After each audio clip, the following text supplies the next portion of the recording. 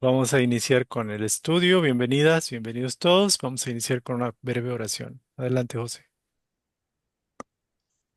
Buenos días, divina presencia de Dios. Te amo, te adoro, te bendigo, te reconozco y te doy gracias, divina presencia de Dios. Gracias a los grandes seres de luz, mentores y maestros que nos acompañan. Gracias a los grandes seres de luz que nos acompañan y a la divina presencia de Dios que nos cuida y nos protege con su manto divino de amor y verdad. Divina presencia de Dios, aquí estamos para seguir aprendiendo. Regálanos esa sabiduría infinita y sobre todo para llevarla a cabo y que los maestros nos ayuden para llevar a cabo esta. Y divino Maestro Jesús, te reconozco, te bendigo y te saludo. Bendito seas, divino Jesús, por estar aquí con nosotros, cuidándonos y protegiéndonos, cuidando y protegiendo este paraíso terrenal, luz tierra. Gracias por dar tu preciosísima vida para rescatar a la humanidad y a este bello y hermoso paraíso terrenal, luz tierra. Gracias. Amén. Amén. Gracias. Que así Gracias, sea. así sea. Muy bien, gracias. Vamos a iniciar con el estudio. Permítanme tantito. Dar paso a una compañera. ¿Alguien quiere iniciar con la lectura? Que tenga a bien leer una parte de la sesión de hoy. Yo, Adelante, por favor. misión del hombre inteligente en la tierra. 13. No presumáis de lo que de lo que sabéis, porque, ay, perdón, Sí. es que ahora estoy en el teléfono. No presumáis de lo que sabéis, porque ese saber tiene límites muy estrechos en el mundo en el que habitáis, aún en la suposición de que poseáis una de las inteligencias más brillantes del globo, no tenéis ningún derecho de evaneceros por ello.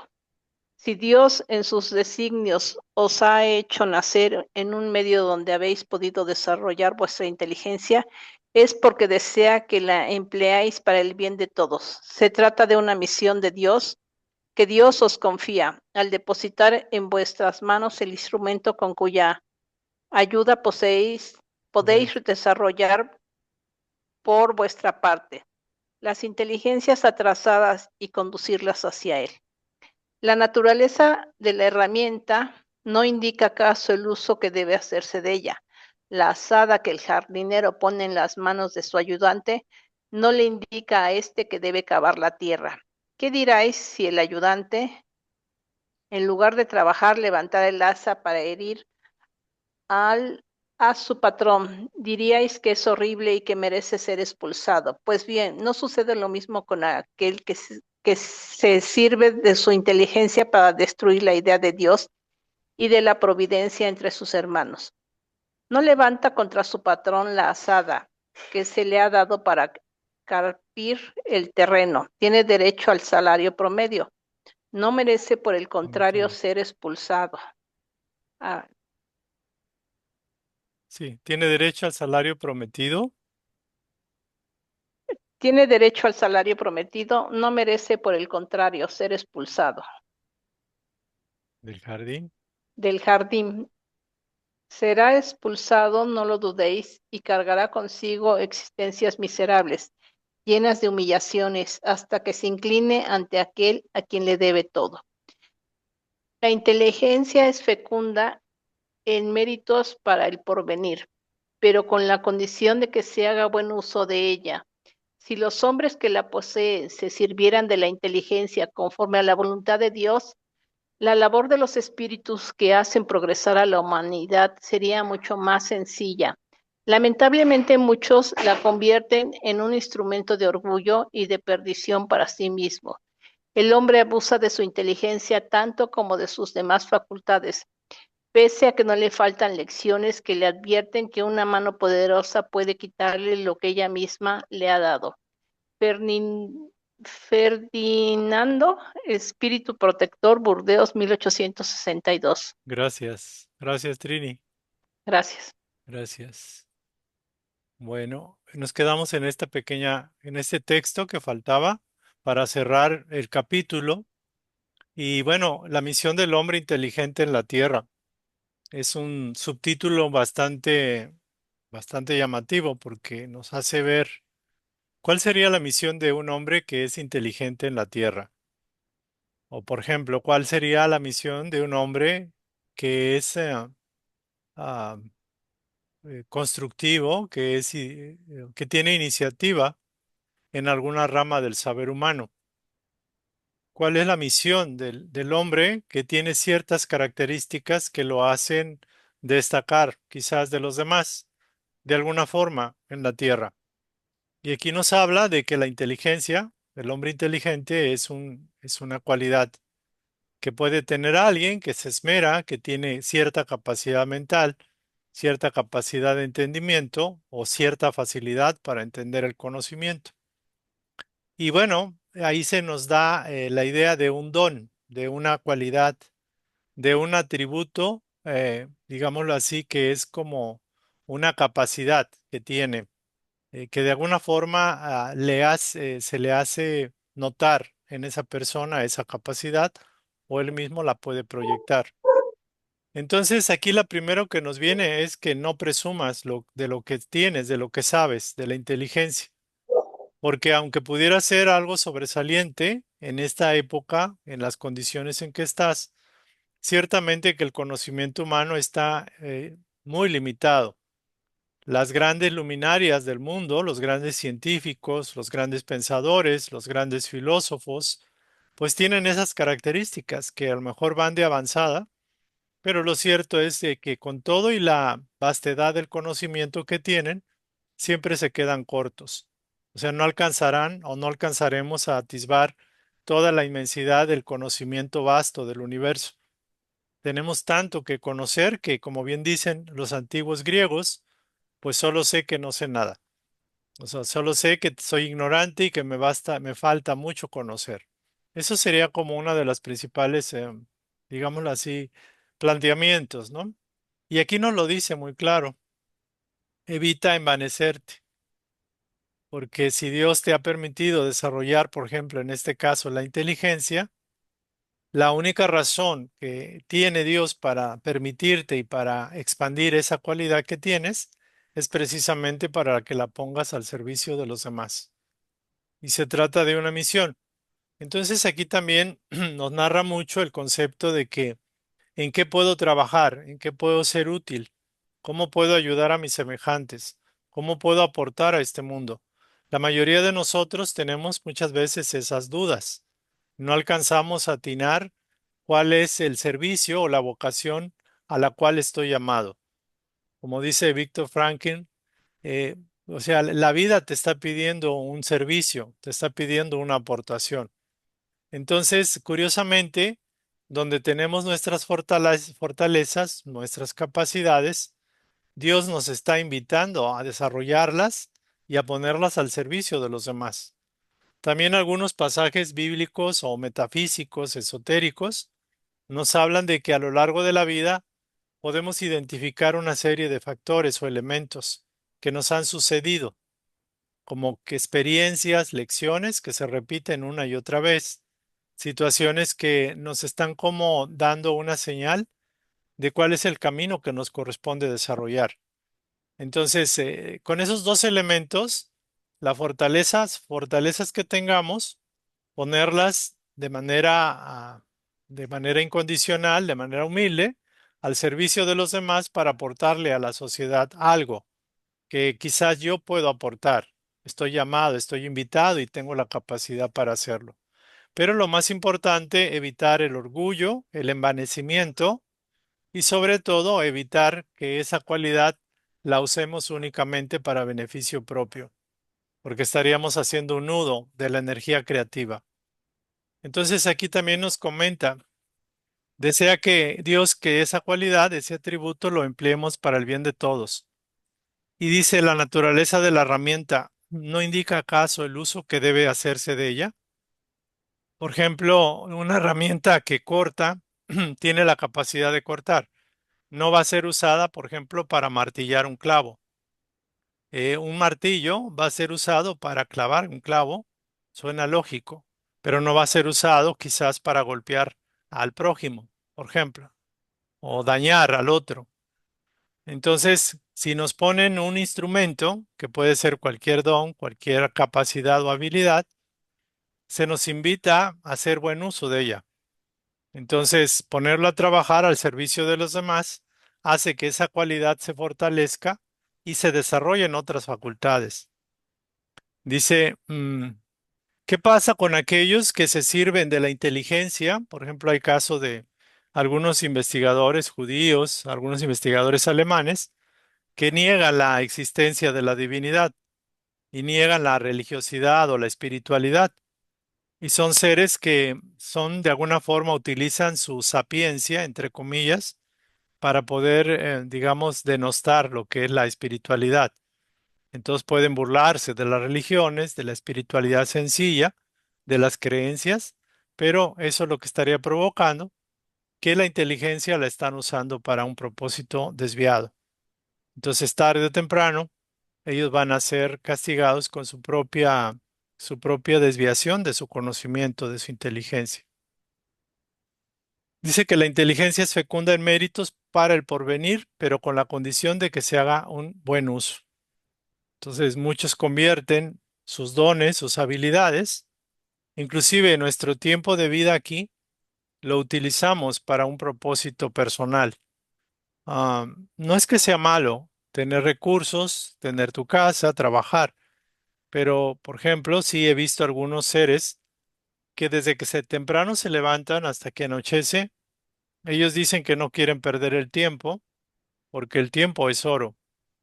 Y se dedican, por ejemplo, en el caso, sin afán de criticar, a seres que conozco que se dedican, por ejemplo, al comercio. Entonces uno les llama y ellos tienen la costumbre de no atender porque los distraen de sus actividades económicas. Y no es que sea malo eso. Lo cierto es de que la vida gira en torno a un propósito lucrativo. ¿Y qué va a pasar, diría el maestro, si al día siguiente se te pide la vida? ¿A quién se le van a quedar esos recursos económicos, todo lo que has hecho? Entonces, que nuestro deseo desmedido de engrandecimiento, de desarrollo personal, familiar, no nos nuble el entendimiento. Entonces, aquel que pregunta y busca va a encontrar. El hombre abusa de su inteligencia y de sus facultades, pese a las lecciones que le advierten que una mano poderosa, como es Dios, una providencia, puede quitarle lo que ella misma le ha dado. Entonces, es un tema bastante interesante.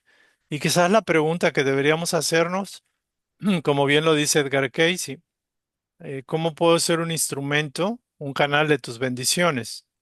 Y se nos va a recordar que empecemos con las personas que constantemente entramos en contacto y que empecemos con cosas pequeñas. Pero creo que cada quien puede intuir cuál es la misión, cómo puede aportar al todo, ¿no? Al conjunto. Entonces, esa sería como una pequeña explicación. Si alguien quisiera compartirnos o comentar, pues adelante, por favor. Hasta aquí para un rato. ¿Alguien quiere compartirnos? ¿Comentar? ¿Vamos bien?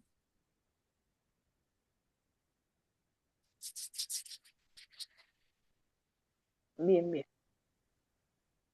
Sí. Bueno, entonces vamos a seguir.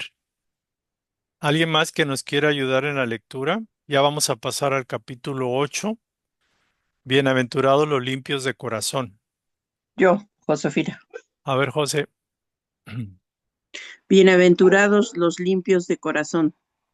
Dejad que los niños vengan a mí. Pecado de pensamiento, adulterio, verdadera pureza, manos no lavadas, es, escándalos. Si vuestras manos es motivo de escándalo, cortadla. Instrucciones de los espíritus, dejar que los niños vengan a mí. Bienaventurados los que tienen los ojos cerrados. Dejad que los niños vengan a mí. Bienaventurados los limpios de corazón, porque ellos verán a Dios. San Mateo 5:8. Entonces le presentaron a unos niños para que él los tocara. Y como sus discípulos apartaban con palabras ásperas a quienes los presentaban, Jesús al ver eso se disgustó y les dijo: dejad que los niños vengan a mí y no se lo impidas, porque el reino de los cielos es para los que se les parecen. En verdad os digo que el que no reciba el reino de Dios como un niño no entrará en él. Y abrazaba a los niños y los bendecía poniendo las manos sobre ellos. San Marcos 10:13.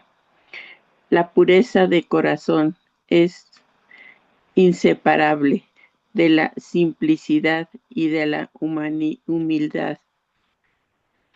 Excluye todo pensamiento de egoísmo y de orgullo. Por eso Jesús tomó a la infancia como emblema de esa pureza, del mismo modo que la tomó como el de la humildad. Esa comparación podría parecer injusta si se considera que el espíritu del niño puede ser muy antiguo y trae al renacer a la vida corporal las imperfecciones de las que no se ha despojado en las existencias precedentes. Solo un espíritu llegado a la perfección podría darnos el ejemplo de la verdadera pureza. No obstante, la comparación es exacta desde el punto de vista de la vida presente, porque el niño, dado que aún no ha podido manifestar ninguna tendencia perversa, nos ofrece la imagen de la inocencia y del candor. Por otra parte, Jesús no dice de un modo absoluto que el reino de los cielos es para ellos, sino para los que se les parecen. Puesto que el espíritu del niño ha vivido ya, ¿por qué no se manifiesta tal cual es desde el nacimiento? En las obras de Dios todo irradia sabiduría.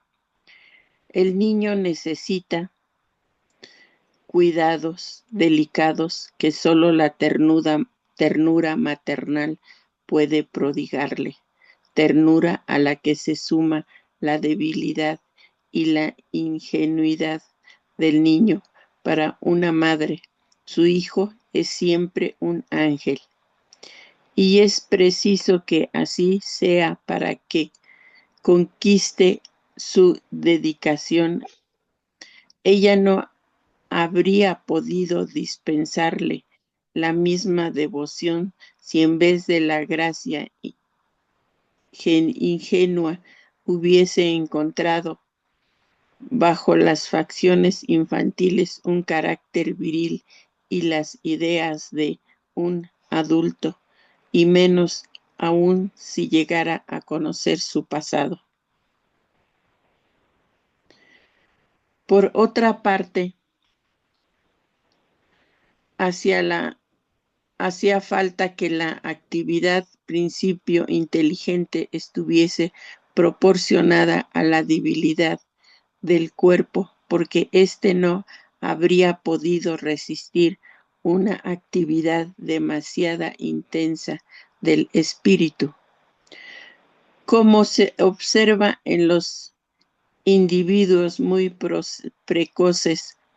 Por eso, cuando el espíritu se aproxima a la encarnación, entra en un estado de turbación y pierde poco a poco la conciencia de sí mismo. Entonces permanece durante un determinado lapso en una especie de sueño durante el cual sus facultades se hallan en estado latente. Ese estado transitorio es necesario para que el espíritu tenga un nuevo punto de partida y para que olvide en su nueva existencia terrenal las cosas que hubieran podido obstaculizarlo con todo su pasado, reacciona sobre el espíritu, renace a la vida más grande, más fuerte, tanto moral como intelectualmente, sustentado y secundado por la intuición que conserva de la experiencia que ya ha adquirido a partir del nacimiento y medida que se desarrolla. A medida que se desarrollan los órganos corporales, el espíritu recupera gradualmente la amplitud de sus ideas. Se puede decir, pues, que durante los primeros años el espíritu es en realidad un niño, porque las ideas que forman la base de su carácter todavía se encuentran embotadas durante el Ahí le tiempo. dejamos. Aquí le dejamos porque se sigue un poco. Vamos a Ujú. dejar aquí, por favor. Gracias, José. Sí. Ponemos una marquita verde para acordarnos. Bueno, vamos a hacer una revisión. Ujú. ¿Dónde estábamos? Bueno, bueno, el capítulo 8 habla de bienaventurados los limpios de corazón y es interesante, pero lo más interesante es que habla aquí que si tu mano es motivo de escándalo, hay que cortarla y que si el ojo está pecando, hay que sacarlo, etcétera. Entonces son como conceptos quizás un poco contradictorios que a raíz del espiritismo los vamos a entender. Trinidad, ¿quería comentar algo?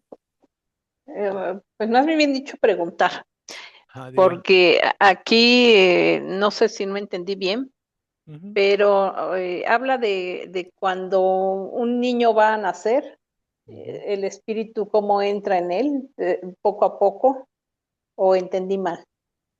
Bueno, habla respecto a cómo es necesario que un adulto, que puede ser un niño, esté presentando la faceta de la inocencia, del candor de la niñez, aunque pudiera ser un adulto con muchos defectos del pasado. Entonces ahí nos dice, básicamente, así a grosso modo, que Jesús comparó lo que debe de ser un adulto espiritualmente maduro, que debe de semejarse a lo que es la niñez o los niños, a la inocencia, a la ternura, a la afectividad del niño, a la confianza del niño. Entonces de ahí parte el concepto. Y después empieza a explicar un poco de que curiosamente sí, ciertamente que los niños, aunque se ven ingenuos y todo, pues son adultos en el pasado y traen cosas fuertes, trae defectos de carácter, que no se utiliza esos elementos, digamos, para desvalorizar lo que el maestro está manejando. El maestro dice, sean como los niños. Si quieren llegar al reino de los cielos, deberían emular o imitar a los niños. No necesariamente en la parte de la ignorancia, por ejemplo, o en la parte de que los niños pues son curiosos, etcétera. La curiosidad no es que sea malo, es buena. Sin embargo, el maestro utiliza las imágenes bonitas de la niñez para recordarnos que podemos ser cultos, podemos ser maduros, tener experiencia, pero el corazón sencillo como un niño es el que deberíamos conservar. la pureza de la niñez, el trato, la cordialidad, la gentileza. A eso se refiere. Y hay una parte por ahí que sí, pues, precisamente dice que curiosamente dependiendo de la debilidad del cuerpo o el estado del cuerpo, en este caso el bebé o el feto o que está en el vientre materno, pues no tiene desarrolladas las facultades intelectuales porque el cerebro no se ha desarrollado. Entonces se dice que el espíritu se tiene que hacer pequeño, se tiene que, digamos, integrar a ese cuerpecito y por lo tanto, dependiendo de la debilidad del cuerpo o del estado de evolución del cuerpo, es el estado de activación de la conciencia del ser. Obviamente el cuerpo va madurando y la conciencia va desplegándose, pero que es muy necesario el periodo de la niñez porque ahí, aunque pudiera ser un Hitler encarnado en un bebé, para la mamá de Hitler, el bebé es su bebé y no importa el pasado y no ve a un hombre adulto, un hombre que quizás en el pasado cometió muchos errores, ve a un bebé. Entonces la sabiduría divina es perfecta. ¿Por qué? Porque es la forma en la cual la madre va a dedicarse con más ahínco a su bebé y la inocencia, la necesidad del bebé pues va a conectarse, va a acoplarse a esa solicitud de la madre por amarlo, por cuidarlo, por procurarlo, por alimentarlo. Es más o menos pues, las ideas, ¿no? ¿Cómo ve? ¿Estamos, estamos bien en el Sí, comentario? sí, sí, Sí, tenía esa curiosidad de que dice la debilidad del feto, ¿no? No tiene de- de- desarrolladas sus facultades, ¿no? Entonces se del van a bebé. ir activando poco a poco. Sí, sí, del cuerpecito, o por ejemplo, en el caso de un niño o de un adolescente. Pues a un adolescente no se le puede pedir la madurez de un hombre o mujer de 70 años. De hecho, hay hombres y mujeres de 70 que no han madurado lo suficiente. Pero se espera que de acuerdo a la experiencia, de acuerdo a la madurez que nos dieron el cuerpo, las experiencias mismas, pues tengamos un poco más de aplomo, un poco más de sabiduría, un poco más de sentido común, por decirlo así. Entonces vamos a revisar ahora, así parte por parte, Gracias. gracias, para que quede bien redondeada esta partecita. Dice, bienaventurados los limpios de corazón, porque ellos verán a Dios. Y algo interesante es eso. ¿Quién está limpio del corazón? De corazón. Eh, en la siguiente parte hay una parte que me encantó. Digo, todo me gusta de esto, de este estudio, pero la parte en la cual me impactó mucho es la parte en la cual me adelanto. Habla de personas que tienen ya una evolución en el amor, en la impersonalidad, en la humildad, en la paciencia y en la entrega de la vida, en la confianza en Dios y en la vida misma que ya no andan con sobresaltos ni altibajos mayores y que tienen como una capacidad de aceptar la vida y de fluir con ella, sin entrar en mayor conflicto con los demás. De alguna forma, la persona es paciente, es compasiva, es comprensiva, deja que todo fluya, que todo pase, y es como si fuera una persona muy sabia espiritualmente, muy madura espiritualmente. Y hay otras personas que entran en conflicto muy comúnmente y todavía son como los adolescentes que están en plena pubertad o que están en pleno desajuste y que con todo siguen haciendo guerra. Entonces, y hay otros que realmente utilizan todo lo que tienen precisamente para hacer daño al prójimo. Son como tres niveles, por decirlo así. Entonces vamos a estudiarlos, pero por lo pronto nos vamos a enfocar aquí en la idea de que el maestro exaltó el valor de la niñez como una imagen de la humildad, de la generosidad, del amor, del corazón limpio, por decirlo así. Entonces dice que le presentaron a unos niños y dice, deja que los niños vengan a mí y no se lo impidáis. Aquí dice que se disgustó. Difícilmente el maestro va a entrar en disgusto por algo que sabe que los adultos lo ven como un convencionalismo, evitar que los niños lleguen ahí. Pero bueno, ahí lo viene. Deja que los niños vengan a mí y no se lo impidáis. porque el reino de los cielos es para los que se les parecen a los niños. En verdad os digo que el que no reciba el reino de Dios como un niño, no entrará en él. Ahora, un niño recibe algo bonito con alegría, con fe, con entrega, por ejemplo. Un niño ama a su madre, ama a su padre y espera lo mejor de ellos. Entonces, curiosamente, entre las adversidades de nosotros los adultos, pocas veces nos acordamos que deberíamos reaccionar como el niño confiado en el Padre, en que Él va a proveer y que si hay una prueba, Él nos va a ayudar con la fortaleza que Él nos puede dar, la sabiduría a desarrollar. Entonces decía que la pureza del corazón es inseparable, es como equivalente a la simplicidad y a la humildad, porque un niño es simple y es humilde, y es lo que le da la pureza del corazón. Quita todo pensamiento de orgullo y egoísmo. Un niño normalmente, o sea, un niño, digamos que convive con sus hermanos, con sus vecinos, vecinitos, normalmente acostumbra compartir, acostumbra a ir a jugar fútbol juntos, integra a otros, normalmente comparte, digo, hay niños que no lo hacen, pero aquí el concepto del niño es el niño que es feliz, que tiene buen corazón, que es compartido.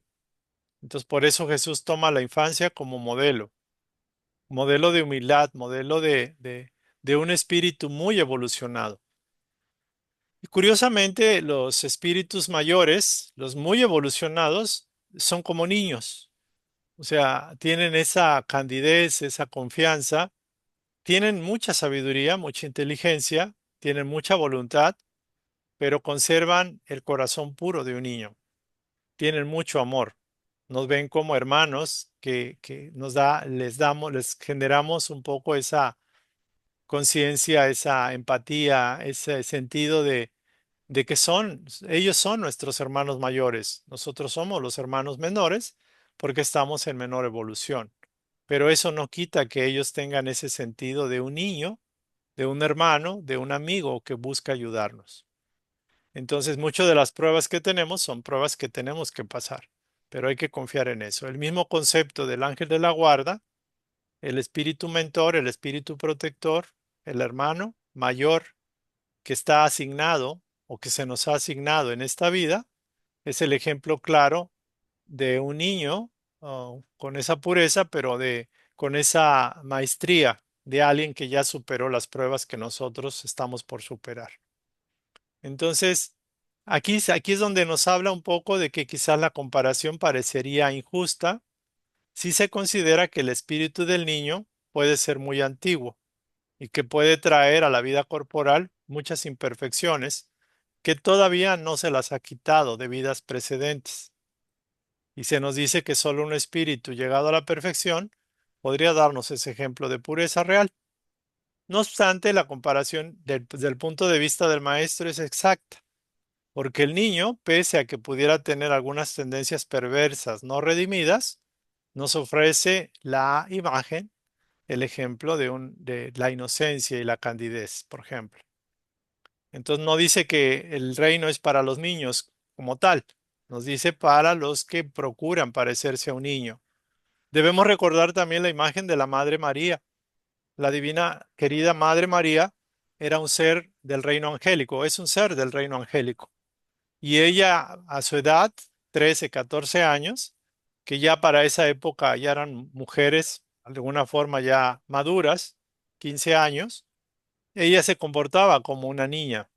Tenía la inocencia, la candidez, tenía la evolución suficiente para ser la madre física del maestro, pero era inocente, era pura en el buen sentido, no en el sentido como lo manejan las religiones, y de alguna forma tenía esa cualidad de una niña dulce, una niña apacible, una niña dedicada y entregada a la voluntad del Padre.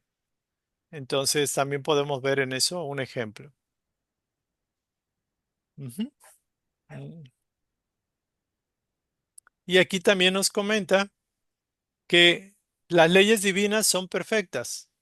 El niño, por muy perverso que venga de vidas anteriores, va a pasar un proceso de involución o de retraimiento en un cuerpo físico.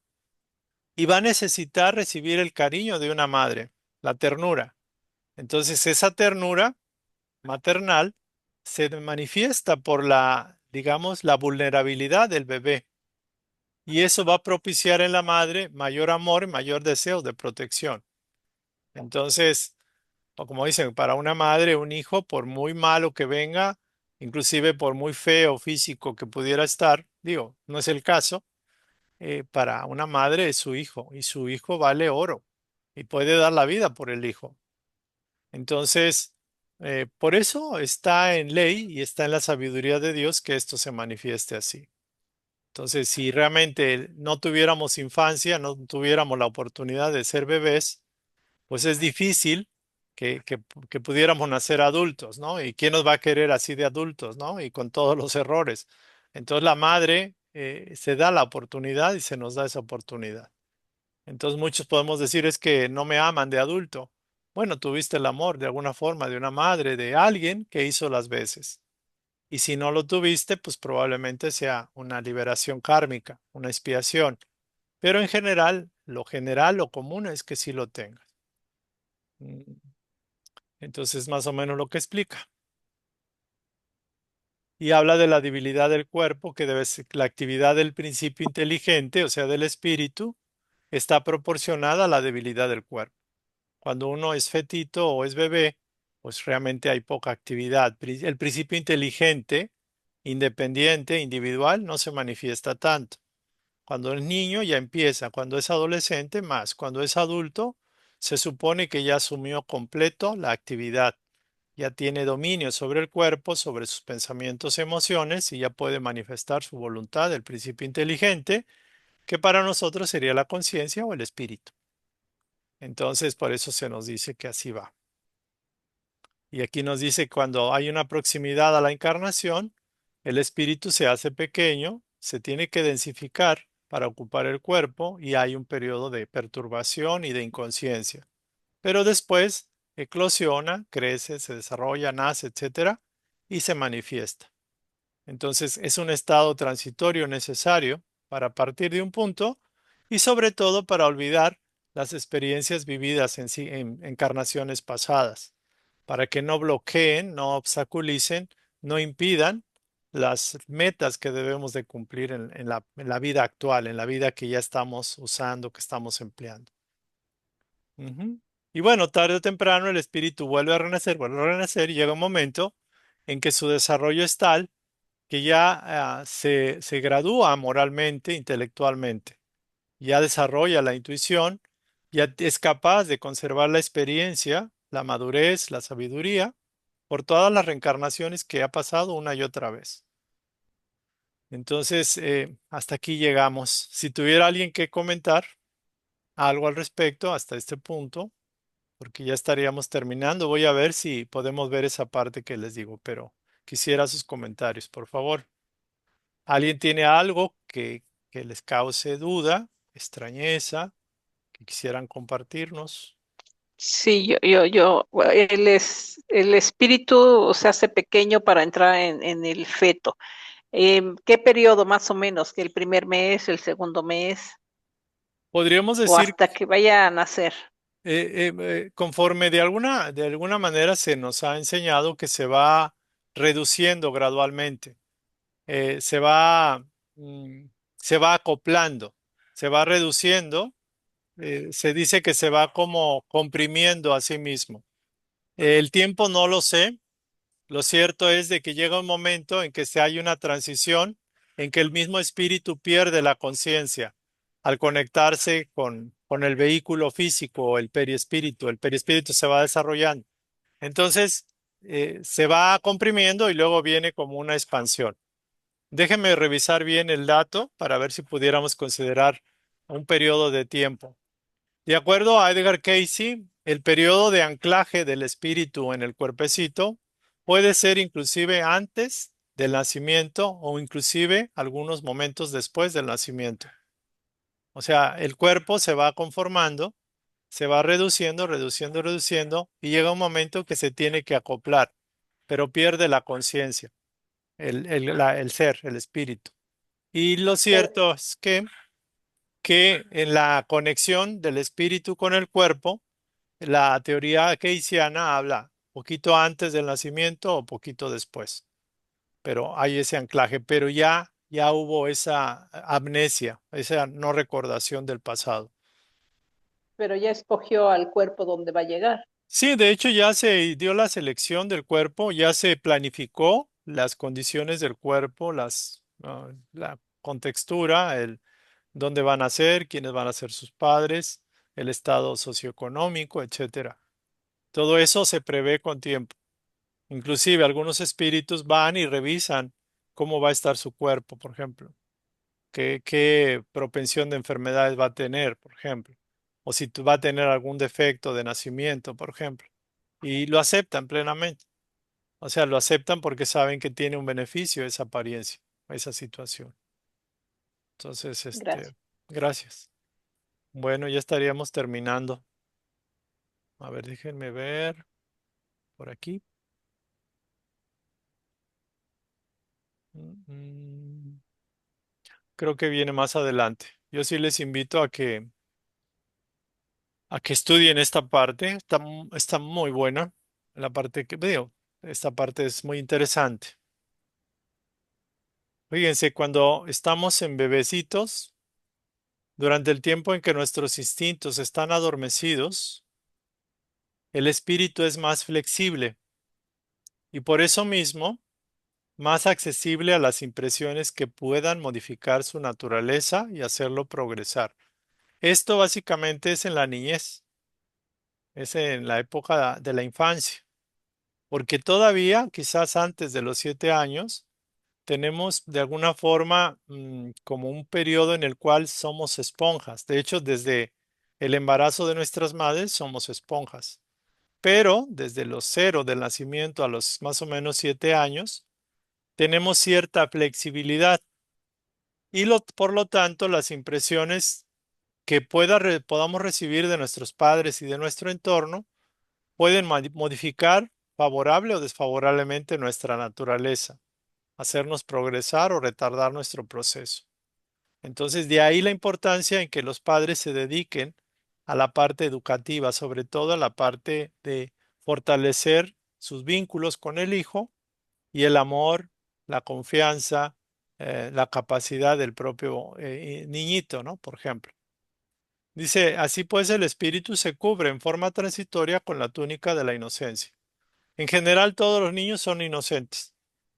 Hay niños que les gusta hacer daño, por ejemplo, pero es raro.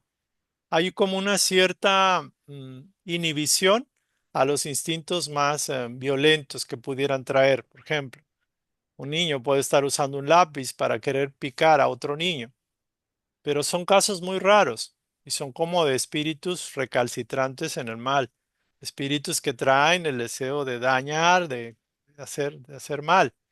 Pero en general, la mayoría no son así, sobre todo si son reeducados o reconstituidos al bien. Por ejemplo, que los padres les induzcan los impulsos de compartir, de amar, de dar, el respeto, el trabajo, por ejemplo. Entonces, por eso Jesús toma a la niñez como símbolo de la pureza y la simplicidad. Entonces, este sería el estudio. Vamos a cerrar aquí y yo sí los invito a la página a estudiar a lo que sigue, porque viene la parte, yo me preguntaba, y esto lo dejo como una tarea, cuando leí esa parte que viene adelante, habla un poco acerca de eso, de cómo está nuestro grado de evolución, no por orgullo, sino cómo estamos. Por ejemplo, cuando tenemos pensamientos, si no tenemos pensamientos usualmente de crítica, de resistencia, de rebeldía, si tenemos pensamientos que sustituyen a esos por sentimientos nobles, el deseo de altruistas, el deseo de perdonar, de no tomar las ofensas del prójimo como algo importante, es un espíritu bastante evolucionado. Si estamos todavía dándole eco a vibraciones antagónicas y nos enredamos en esa sinergia, todavía tenemos pruebas por superar. El primer caso es un caso de un espíritu que ha podido avanzar y obviamente puede tener algunos problemas o dificultades, pero ha logrado el dominio en gran medida de su pensamiento y sobre todo de las emociones. Ha sabido atender, poner la atención en lo importante de la vida y ha podido manejar la atención, la imaginación y la calificación en positivo. No se ha caído y no se ha manchado y no se ha puesto al nivel del vulgo, en el sentido de que acá hay golpes y tropezones y estancazos y daños de unos con otros. No están en esa sinergia, en esa vorágine de conflictos continuos, de desgaste de energético, de emociones desajustadas. Por ejemplo, muchos ya han superado o hemos superado un poco la envidia, el orgullo, quizás, quizás no. Pero hay entidades, hermanas nuestras, que se la pasan todo el día criticando, todo el día en el afán posesivo, y hay una lucha, hay un enfoque hacia ese lado, el lado oscuro de la vida, el lado del conflicto, el lado de sentirme mal y que quiero revancha, por ejemplo. Y hay otros, les decía, que se dedican de lleno al mal. Entonces, si en tu mente casi no llegan pensamientos de crítica, pensamientos que bajan la vibración, significa que bastante trabajo hiciste en el pasado. Pero si te llegan y te distraen y entras en eso, significa que estás en periodo de prueba para extirpar y ir sacando. O sea, estás consciente de que está pasando eso. Entonces, eso es lo que habla en este capítulo, en este pecado de pensamiento y adulterio, de ahí en adelante. La invitación es para que lo estudien, página 172. Entender qué es eso de adulterio, que no es propiamente el adulterio de sexual, por ejemplo. Entender lo que es escándalo, que no necesariamente es como el escándalo como lo entendamos nosotros. Y tratar de empezar a conocernos y a estudiarnos. Empezar a ser humildes y decir, híjole, todavía no he avanzado mucho. Todavía tengo pensamientos obscenos, todavía tengo búsqueda de dinero, o me complace el tener más, qué sé yo. Entonces, esa sería la invitación. Entonces, aquí vamos a cerrar. Invitación para que estudien página 172, pecado de pensamiento, adulterio. Entonces, aquí cerraríamos. Si no, si hubiera algún comentario final, por favor, adelante. Bueno, si no hay ningún comentario, vamos a hacer un cierre. Vamos a hacer una oración de conexión, de gratitud. Vamos a centrar la atención en el corazón. Inhalamos profundamente, sostenemos y exhalamos.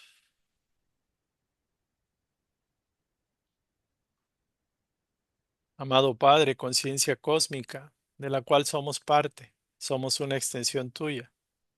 Somos conciencia porque tú eres conciencia. Difícilmente, imposible estar separados de la conciencia magna, de la conciencia universal. Todos nosotros, los aquí presentes, somos una extensión de tu conciencia, Padre. Y también todos los seres humanos que pueblan este planeta, encarnados y desencarnados y más allá, también son parte de tu conciencia. Ese es el gran misterio, que curiosamente tenemos individualidad propia, válgase, pero formamos parte y manifestación de tu conciencia. Ayúdanos, Padre Universal, conciencia magna, a expresarte, a canalizarte, a irradiarte con la pureza, la plenitud que eres tú, lo auténtico que eres tú y que seamos capaces de ir superando aquellos lastres que hemos aceptado, aquellos bloqueos conscientes o inconscientes que nos impiden ser manifestación plena tuya. Ayúdanos, Padre nuestro, a encontrarte en todo lo bueno, bello y perfecto de la vida. Y ayúdanos a recordar que todo lo malo, lo equivocado, lo difícil, lo complicado, es simplemente una producción humana, una manifestación temporal de nuestra naturaleza humana que todavía no se ha redimido, no se ha liberado, no se ha superado lo suficiente. Hemos venido a esta tierra para aprender, para sintonizar con ese yo interior que mora en nosotros, que es solo pureza, solo perfección, solo sabiduría, solo paz, amor, alegría, solo felicidad. Ayúdanos, Maestro Jesús, a ser canales de tu bondad, porque solo siendo instrumentos de tu bondad, canal de bendiciones, podemos recibir más bendiciones. Solo dando es como podemos recibir, y solo aportando es como podemos crecer y evolucionar. Querido mentor, sé uno con nosotros, comparte con nosotros nuestro proceso evolutivo. No nos dejes perdernos en la inconsciencia, en la desgana, en la desilusión, en el conflicto personal. No nos dejes olvidarnos de nuestros hermanos. Ayúdanos a recordar que nos corresponde ser canales de tu bondad y compartir el bien que tanto bien hemos recibido. Gracias, gracias y que así sea. Gracias. Bueno, aquí vamos a cerrar. Gracias, que así sea. Gracias a todos Gracias, ustedes. gracias. Bendiciones para todas y para todos. Y nos veremos en una próxima sesión. Primero Dios. Estamos en contacto y gracias a todos. Hasta luego. Un Buenas abrazo noches. a todos. Gracias. Gracias. Gracias, un fuerte Bendiciones. abrazo. Gracias. Gracias.